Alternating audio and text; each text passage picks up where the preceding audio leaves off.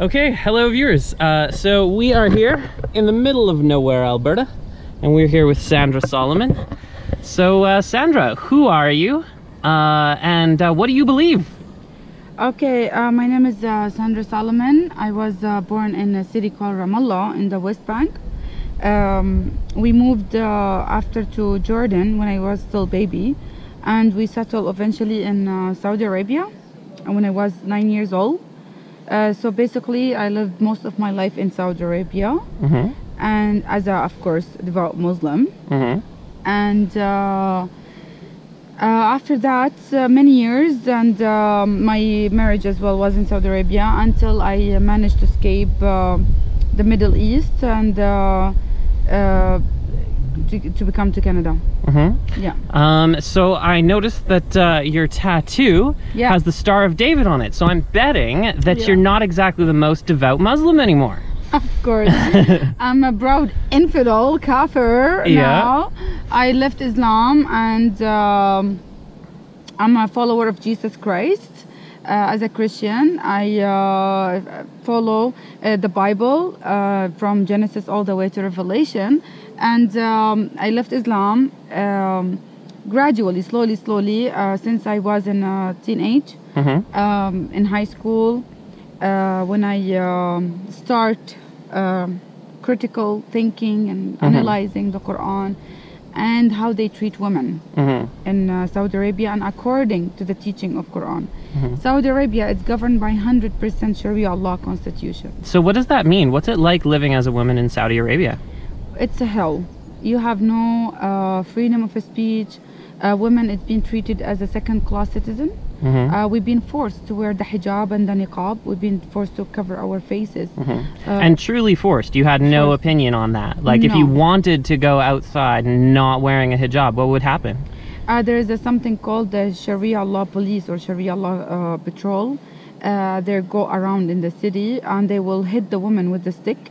And they force them to cover their faces. Even if they don't have the cover, they will get it for them. Each and every woman from the airport, as soon as they arrive Saudi Arabia, even if they don't have the abaya, they call it, the hijab and the niqab, they will give it to them. And it's very restricted, Islamic, 100% Sharia law constitution. So we did not have any freedom of a choice of what we were gonna wear or our lifestyle.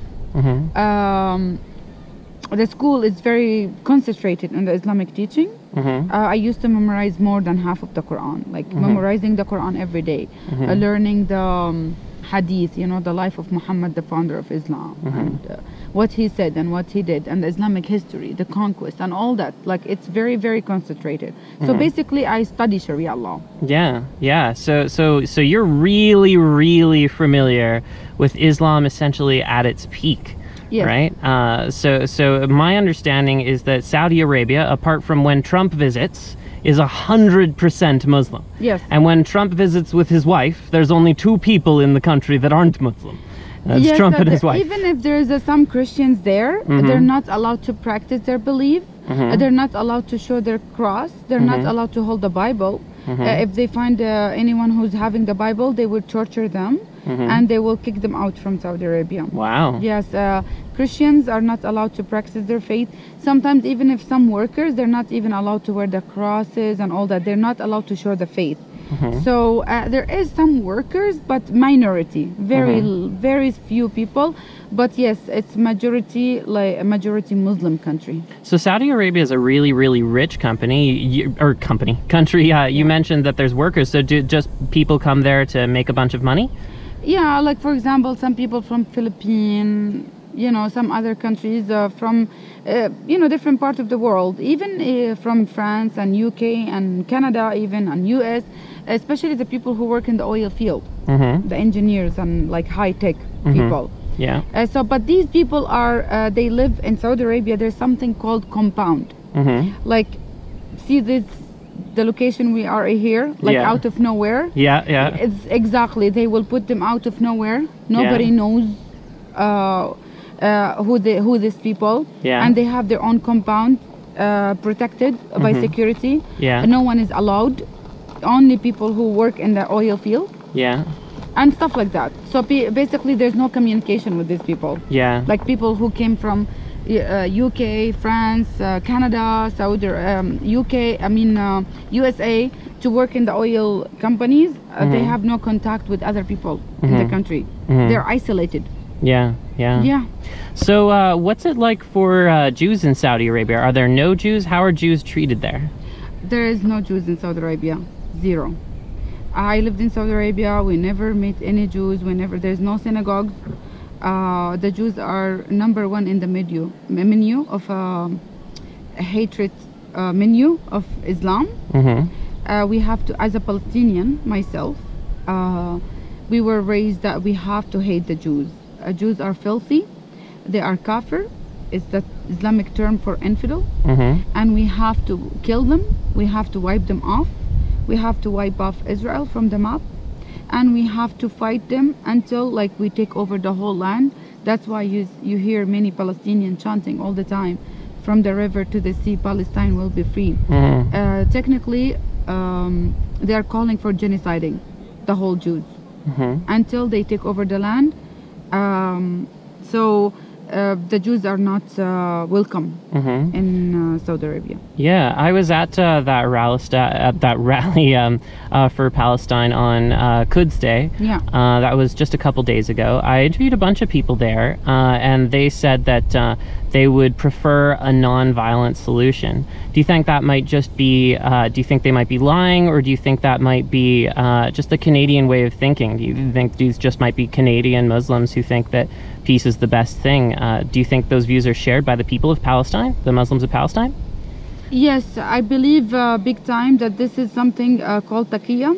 In Islam, each and every Muslim, according to Sharia law, are ordered to lie to the infidel, to deceive them, to lie to them until they get what they want. And many Muslims as well, they don't even understand fully the Qur'an or the teaching of Sharia law. What is it? And even if they're thinking in a peaceful solution, that's not going to happen, because again, according to Sharia law, they have to do a terrorism, a jihad against the infidels. In Islam, there is something called Dar al-Islam and Dar al-Harb, the house of Islam and the house of war. And as long Islam existed, they have to continue the jihad against the infidels until they take over. Basically, because Islam do not believe in borders. There's no borders in Islam. Until the whole religion for Allah, until the whole human being on the face of the planet submit to Sharia law. Because each and every Muslim on the face of the planet, they believe that the Quran is the supposedly this is the final word of God. Supposedly Allah, He is the God of Islam, and Muhammad, He is the final prophet. So each and everything above that, it's not gonna be acceptable. The law of the land, it's not acceptable. They have to follow the law of Sharia law, of what Allah told them and what Muhammad told them, not what the Canadian Constitution is telling them, not what the Canadian government is telling them, not what the US government is telling them, not what the UK government is telling them. Regardless of each and every country on the face of the planet, they have to follow Sharia law. When I talk about Sharia law, I know exactly what Sharia law. I lived under Sharia law. So basically, these Palestinian, so-called Palestinian, calling themselves, they want to call for peace. If they really want the peace, they have many chances to do it long time ago. Many times Israel, they give them the option to continue with peace, but yet they're doing intifada one after another. What's an intifada? Can you define that for us? Yes, intifada, it's like the riot, the Palestinian rioting against Israel, so-called occupied Israel, claiming that Israel occupied their land, and they wanna do fight to take over, to kill the Jews. So that's the intifada. In Arabic, the word intafad means like buff. So that's why they're going crazy, they're going viral. It's like as if you are buffing the dust of something, right? So it goes a lot. So that's the intifada. basically rioting, outraging, revolution, whatever you want to call it, against against the Jews, against the Israeli government. For many Muslims now, as we are talking today, there's still the knife intifada is going. The knife intifada, and even they teach the kids as young as like 5 or 6 years old how they stab the Jews. And they're encouraging many Palestinians, it doesn't matter from in the West Bank or the Israeli side, to go out holding a knife and stabbing a Jews. And they actually make demograph pictures, where is the spot that when you stab someone, like he or she died right away. So they're actually teaching them where to stab and how to stab and which knife to carry on and how to, you know, this is what's going on now in Israel. As a Palestinian, I oppose this. We grow up in a way that we have to, like, you know, the doctrine, the teaching of Islam. When I criticize Islam, I criticize the ideology, not the Muslims. People are people. There's good, bad, and everywhere. Yeah. So I focus into the teaching itself, the doctrine, the book, the Qur'an, Muhammad, the founder of Islam, as I always call him, the leader of all terrorists. And I mean it. He is the leader of all terrorists. Islam based on 3W. War, women, and wealth. That's it. That's Islam at the end of the day. It's all about taking over. It's a political agenda, political movement, fascist movement, a terrorist movement. Muhammad, he did not start a religion. He starts a state, Islamic state. He was a political leader. Bring all the tribes together. And for us to be able to understand what's going on today, we must understand what happened 1400 years ago. All right, so maybe let's talk about 1400 years ago. I've heard from some Muslims that jihad just means defensive jihad. So you can only attack your enemy if your enemy has previously attacked you. 1400 years ago, during the life of the Prophet, was that the case? Well, in this case, we all jihadists then. I can call myself a jihadist defending Canada from any attack or anybody who wants to take over my country, right? Even though I'm not a Muslim, I can call myself a jihadist in this way, right? Yeah. So, but that's not the case. Many verses in the Quran encourage people to kill the infidels. And I say the word killing, not jihad. Okay? Number one. Number two, Muhammad, he preached, or he claiming that he's a prophet in Mecca for almost more than 13 years. In this 13 years, very, very, very few people followed him or believed in him and all that. Less than 100, I think it was. Yeah, very few. Story short, Muhammad, he was, like, he went through lots of psychological problems since he was a baby. We don't know his father. His mother passed away when he was a baby. He was raised in a way that's like flipping from his uncle to whatever. Technically, like there's lots of question mark on his lifestyle, the way he grew up. The region in Mecca and Medina, or the Arabic Peninsula. In Arabic they call it al-Jazira al-Arabiya, Arabic Peninsula at that time. It's a tribal region, a tribe Quraysh, and tribe of this and tribe of that, many tribes, lots of tribes, and a lots of cults, a lots of so-called religion, a lots of so-called many different practices from many different people. So basically, Muhammad, when he started his claiming that he's a prophet and all that stuff, when nobody believed him, he got, you know, the spirit of revenge and neglected, ignored. They called him Majnoon, in Arabic meaning, in English meaning crazy. You are bringing stories that we already know it. Nobody believed him, make fun of him. And so eventually, and this is very important, that many people in the West, they don't know this story. And this is based on a legit evidence from many books that speaking about Islamic or Arabic history.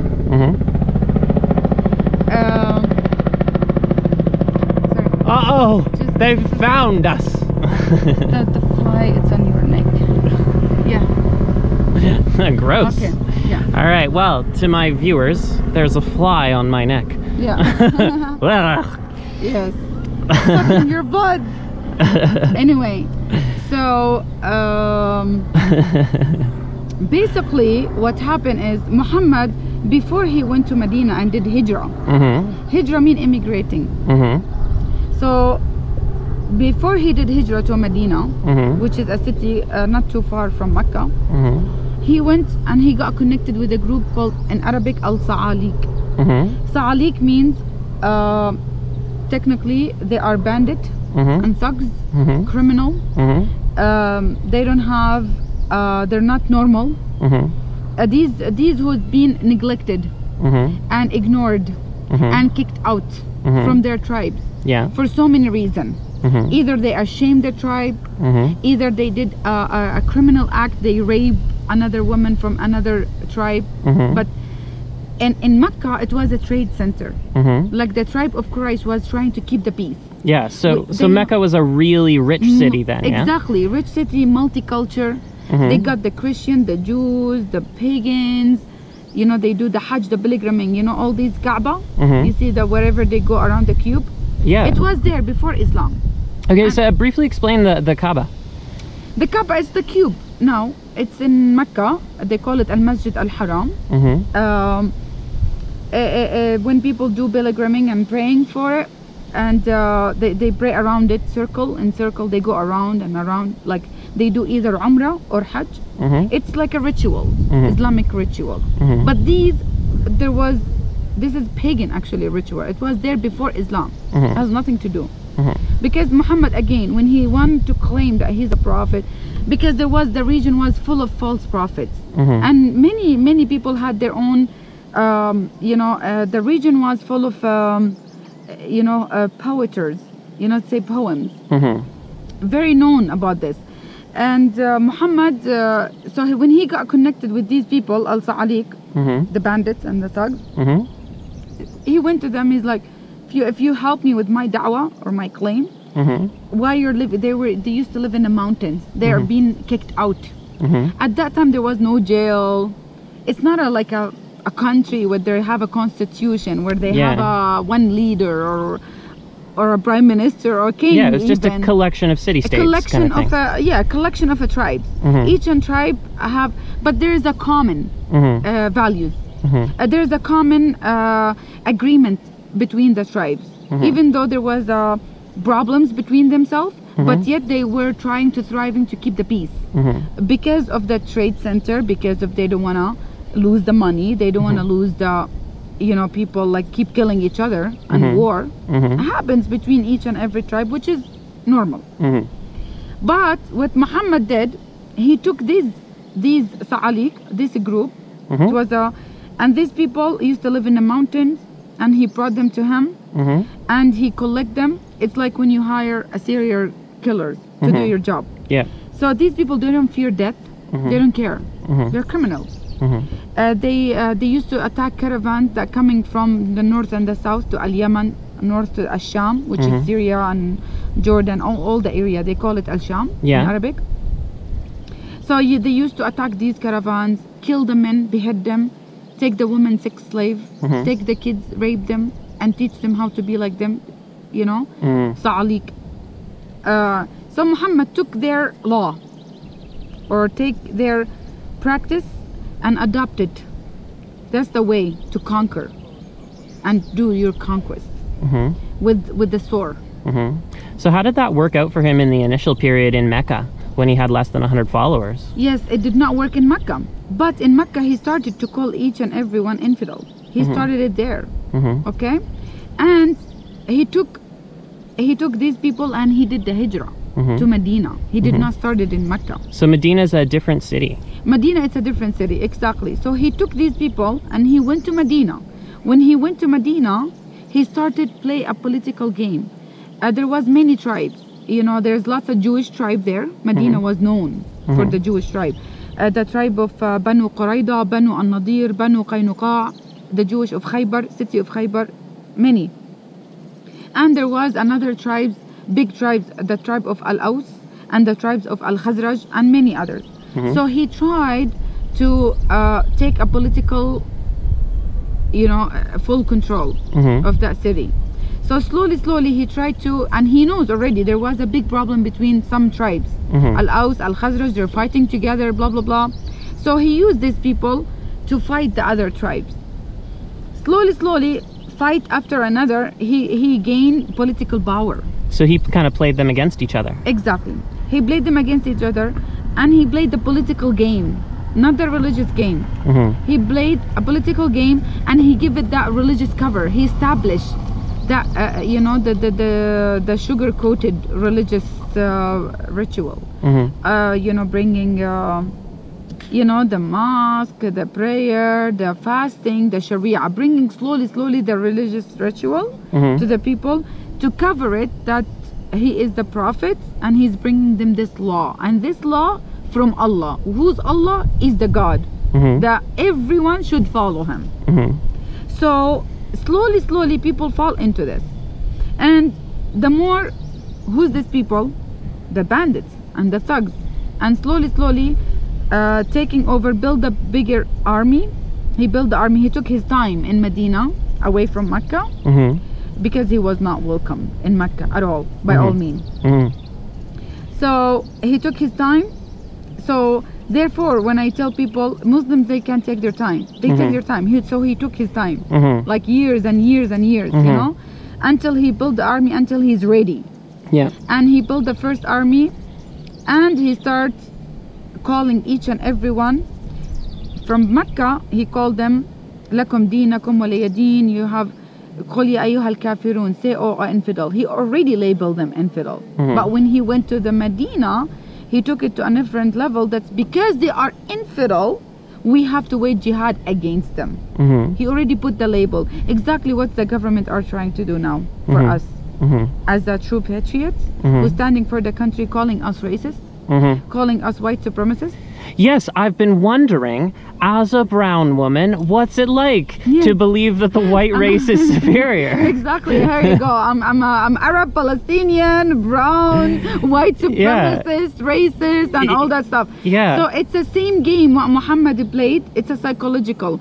I'm gonna give you the label to justify my action toward you. That's all. I'm gonna label, for example, all of a sudden I'm coming to you and I'm labeling you, "Oh, you are a racist. That's why I have to kill you." But you're not a racist. It's a psychological problem. Which is Muhammad and his follower, the criminals, the bandits, the thugs. They had it already. They are all psychological, mental, they're criminals. They don't care. So basically he built the army, and he went to Mecca and started genociding, start the holy war called jihad. So when you talk about jihad, falsely lying, many Muslims are claiming it's a spiritual struggle. Oh, you do jihad against evil temptation, against alcohol, against women temptation, against seduction of women, against this is the jihad. It's a spiritual struggle. In this case, every single human being on earth are jihadists. We all struggle. We all want sex. We all want alcohol. We all want to have fun. We all want to have, you know what I mean? So 6 billion jihadists living on this planet. So no need to just put the Muslim as a jihadist. So we all jihadists, right? If it's a spiritual struggle, we all struggle spiritually. That's not the truth. This is not the truth.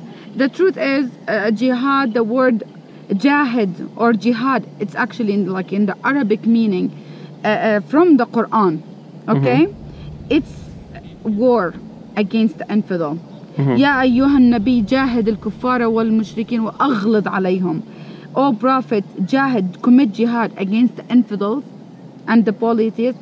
وأغلظ عليهم, be harmful, or be even more than harmful, be with no mercy on them. That's not a spiritual struggle. I'm sorry. And many verses in the Quran, it call for killing, straightforward killing, or casting a terror in the heart of unbelievers. سألقي الرعب في قلوب الذين كفروا. I will cast a terror in the heart of unbeliever. That's from the Quran. Many verses. And many people need to know something very important. To fully understand Islam, you need to understand the history of Muhammad, the founder of Islam. If you're not going to understand Muhammad, you're not going to understand the Quran. Quran is Muhammad. Muhammad is the Quran. Islam is Muhammad. Muhammad is Islam. Yeah, so when people say that you need the context, what they mean is you need the life of Muhammad and the sayings of Muhammad, as well as the word of God. Exactly. So subconsciously, Muslim worship Muhammad at the end of the day. Who's behind all this? Muhammad. Nobody else. I don't believe that there was a revelation.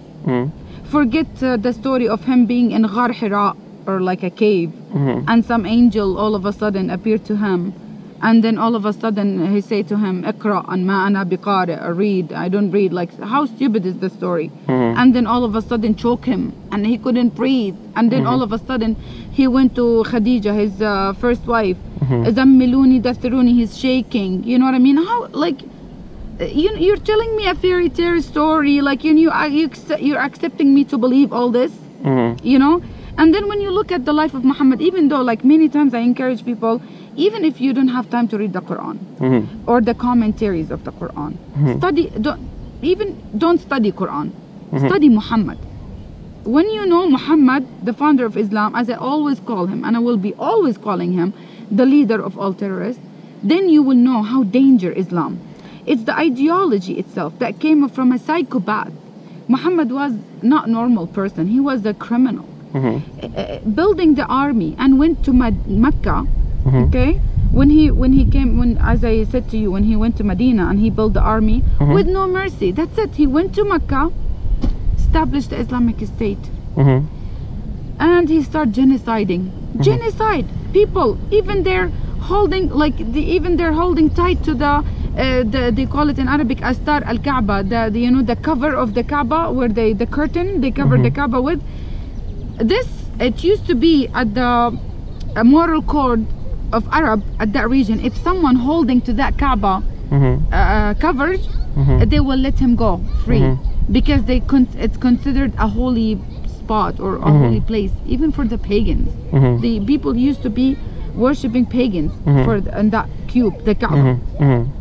So basically he did not have any mercy. He said kill them even if they are holding to the curtain of the Kaaba. There's lots of story of him calling for jihad and start the Islamic, in Arabic they call it ghazwa. Ghazwa means attack. Like he called and he goes, and they claiming that he's doing God work and he's the final prophet, and mixing religion with the he like sugar coated his evil intention to make it look like, oh, it's God. It's God telling us they are infidels. And from there started the conspiracy theory. In Arabic, عقدة المؤامرة, conspiracy theory. He started it even from the Quran. وَلَنْ تَرْضَ عَنْكَ الْيَهُودُ وَلَا النَّصَارَى حَتَّى تَتَّبِعَ مِلَّتَهُم. That means the Jews and the Christians, they will never be pleased from you until you become one of them. So this is the starting slowly conspiracy theory, starting slowly casting a terror, a fear in people's heart. If you do this, you're gonna go to hell. Allah will burn you to hell. If you're not gonna go for jihad, there is no salvation. And especially the salvation as a Christian, that we believe that Jesus died on a cross for our sins, but in Islam they twisted the salvation. They have to kill and die for Allah. And that's why the jihadists, I call them the true Muslims, because they are really into it. So Muhammad, he twisted it. He said, oh, okay, if you want to go to heaven, you need to come with me to jihad and kill these infidels. Who's the infidels? Or the Kathir, the Islamic term of infidels? The Jews, the Christians, and the Quran, they call them the people of the book.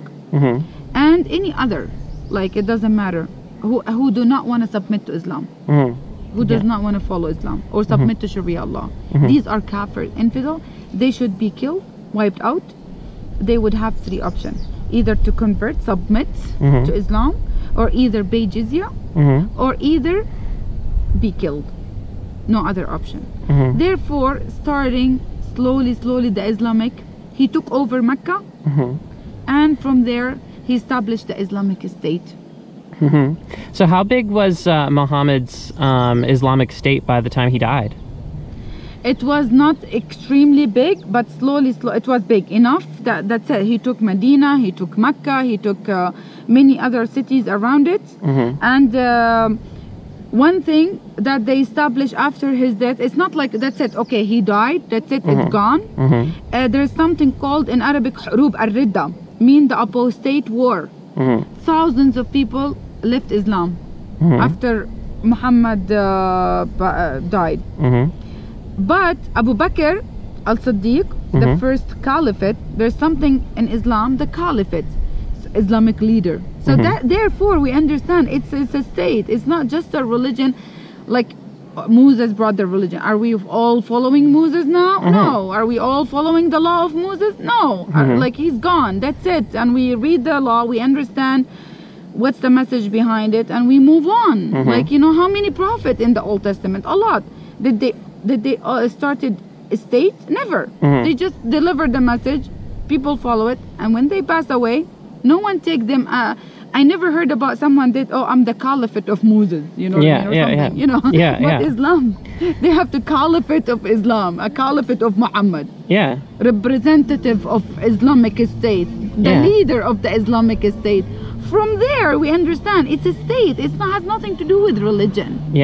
Has nothing to do with holiness and purifying people and take them to holiness level or righteousness, or be holy or be peaceful. Supposedly, if it was like this, we would have not have any problem. I would have not be talking about it as if today, 1400 years after. You know what I mean? I would not be sitting here talking about it. Would it be all good and all fine and have no problem and enjoy the weather, enjoy the nature, and forget about Muhammad and forget about the freaking caliphates and all that. So it's just so stupid, and people are, I'm sorry, like so ignorant and so naive not to see the things or the evidence that we have. We have a 1400 years of a proven history that Islam, it's not religion. It's all about political power and taking over land, genociding people, and slave them, and take women sex slave, and take it from there. As I said, 3W: war, wealth, and women. Okay, so I think to tie off the interview here, I'd like to direct my viewers to maybe look at some books, some Islamic sources on this to kind of verify what you've said. So what would be some texts that you would recommend that my viewers read? First of all, I want them to read the Qur'an. Please, take your time, read the Qur'an, search Muhammad, search him, like study Muhammad himself.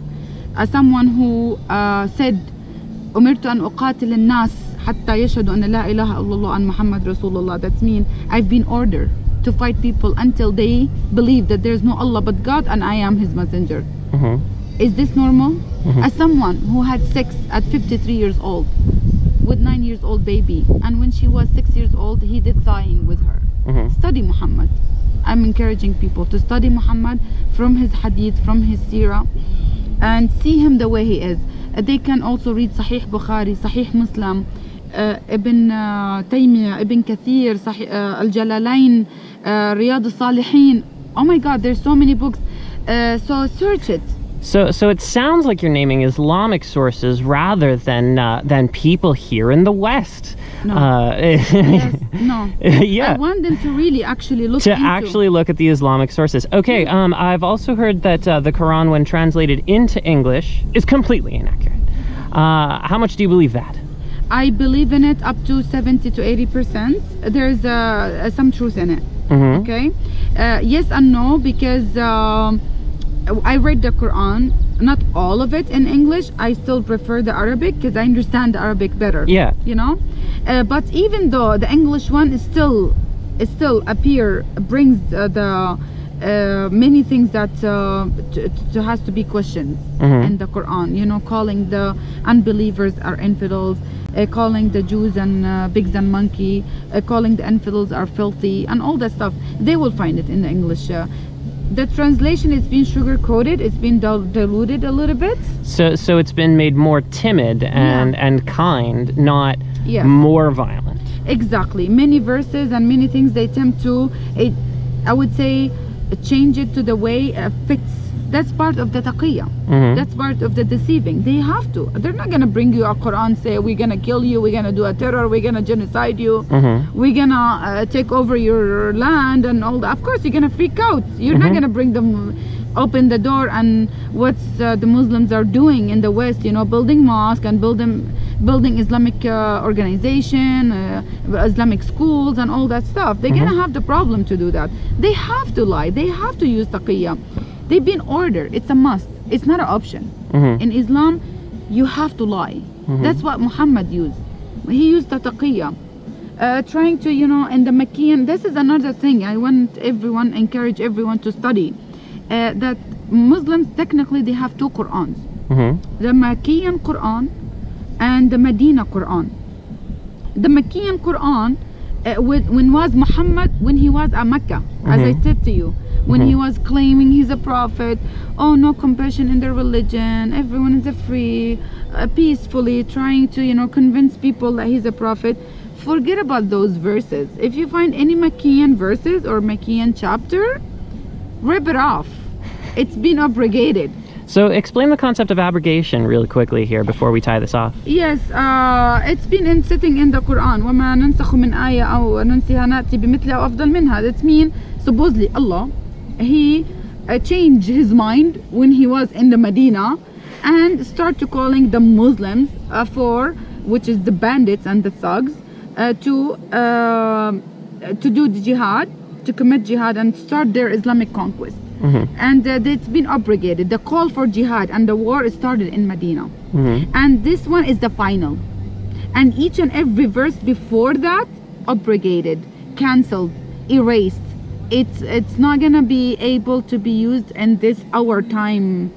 It's done, it's gone. We have to just forget about it and focus into the Medina verses, which is calling for jihad, calling infidels Kathir, calling Jews pigs and monkeys, calling them filthy.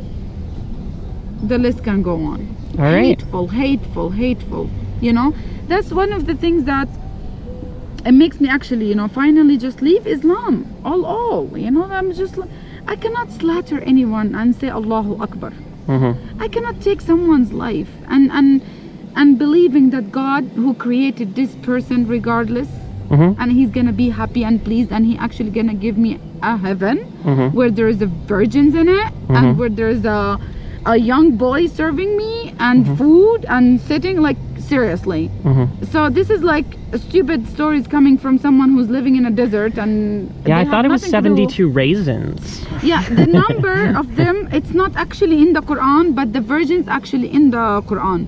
Yeah, thayyibatun, abkara, whatever, name it. And they're actually, you know, and supposedly Allah, each and every time these one of the jihadists, the true Muslims, take off their virginity, Allah, he will make them virgin again. Like, how? This is like a whore house, you know, I'm sorry to say that. Like, this is like, I know, like, is this righteous? Is this clean? Is this holy? A place where you want to go, even if you don't believe in God, even if you don't believe in eternal life, even if you don't believe in anything. If I want to live in this planet with 6 billion human being living in this planet with all different ideology, all different religion, all different, name it, cults, whatever, that's not the solution to slaughter them and take their life. That's not. And yet at the end of the day they call Muhammad the merciful of all mankind, the role model. How can I take Muhammad as a role model after having sex with 9-year-old baby? And yet we have a Canadian imam, Muslih Khan, the Toronto police chaplain, saying that marrying 9 years old is permissible in Islam. We have a Canadian imam, Dr. Iqbal Al-Nadvi. He is the top imam of Canada. Clearly he said the Quran said it's okay to beat the wife. Many Canadian imam, we have enough evidence. I'm talking out of knowledge and evidence, and people need to listen to this. And if they're not gonna listen now, it's gonna be before it's too late, because the kids will pay the price. I'm here to stand for the truth. I'm here to stand for each and every person who live in Canada for their life, regardless of their belief. If they are Hindu, Buddhist, if they are LGBT community, and especially the LGBT community. Even like, it doesn't matter, even if I don't believe in all this, but yet I believe that they are human living in this earth. That's not my job to take their life just because they're not believing in what I'm believing. I'm a Christian. I love everyone. I've been ordered by my Lord Jesus Christ, love your enemy and pray for the one who persecutes you. But we've been ordered as well as the ambassador of Jesus to speak the truth, to expose the evil, and not to take people's life, no matter who they are, and not to hate them. I don't hate nobody, even the Muslim, even the terrorists, even the most true Muslim, ISIS, Hamas, Boko Haram, Al-Shabaab, Al-Qaeda, most of them are being deceived from their childhood. This is what they taught me when I was baby. Imagine, I was like baby in the school giving the oath. And of course you believed it. I believed it at a certain point. Yes, I did believe that. I used to praise Hitler as a Palestinian. I praised the Holocaust. We used to say with like Palestinian, everyone say, oh, Hitler did one mistake. He left some Jews behind him. So we know how bad they are and filthy. And anti-Semitism is rooted in the Quran. So I used to be, of course, I used to think these are the heroes. The terrorists are actually the heroes. They are the one who's going to bring back the caliphate. This is what they taught me. I'm actually surprised that taking them so long to build the caliphate. I was already taught this since I was like 15. You know what I mean? Now I'm like close to my 40. Unfortunately, I'm getting older. Yeah. But yet they taught me that we have to build the caliphate, the Islamic State, the Islamic Empire. Think of the last one. If you don't want to have time or you don't want to go back too much back in the history, go back to the Ottoman Empire. And think about it. They want to bring something called Islamic Caliphate, Al-Khilafah Al-Islamiyya. Islam do not believe in border. Forget it. What's the border of Islam? Is the world, is the earth. And it fits perfectly with the agenda of the globalists who wants to open the border and just get everyone. And they are using, see, when Muhammad, he used these thugs, a thugs need another thug. And mafia need a bigger mafia. You know what I mean? So they're using each other like Antifa, like communism, fashionism, Islamism, liberalism, globalism, Marxism. We're not just fighting Islam. All these people getting together for agenda, the New World Order, and Islam are part of it. And the fact that they have money and they have power and they have the jihadists. They're using them, who's willing, thinking they're doing God's service, but they're actually going straight to hell with Muhammad, with the other bandits and the thugs who already started this 1400 years ago. And if you want to tell me that taking someone else's life or raping a Yazidi and Christian women, this is gonna please God, I'm sorry. They really have a mental issues. And that's what I'm doing to raise awareness about Motion M103. We have a terrorist group infiltrating our system, Muslim Brotherhood. It's been designated as a terrorist group in Egypt, in the Middle East. People are fighting them hard, and these people are trying to infiltrate our constitution. And we have the government, the Trudeau and the liberals and the lefties turning their back on Canada, turning their back on Canadians. And we are here to stand united, on guard for the country who opened the arm for me as an immigrant who escaped Sharia law. I'm apostate from Islam. According to Sharia law, I should be executed. The same execution square, I witnessed the beheading in it. Can you imagine taking your kids to see the beheading? Is this a good thing? Is this healthy? To take kids and watch the flogging and cutting off the hands of the thieves? Is this good for kids to watch? I watch it. I witness it. I'm gonna do a hard no on that question. Exactly. So think about when it's majority Muslim country. Look into it. Is it healthy society? No. Are they living in peace? No. Look what's going on in Iraq and Syria. Look at what's going on in Middle East. Sunni and the Shia killing each other. If the Muslim cannot live in peace with each other, do you think they can live in peace with the Kathir, with the infidels? You know, that's the question. And what's going on in Syria, this is just the beginning, and the war, it's not gonna finish. It's not gonna finish. This is just the beginning.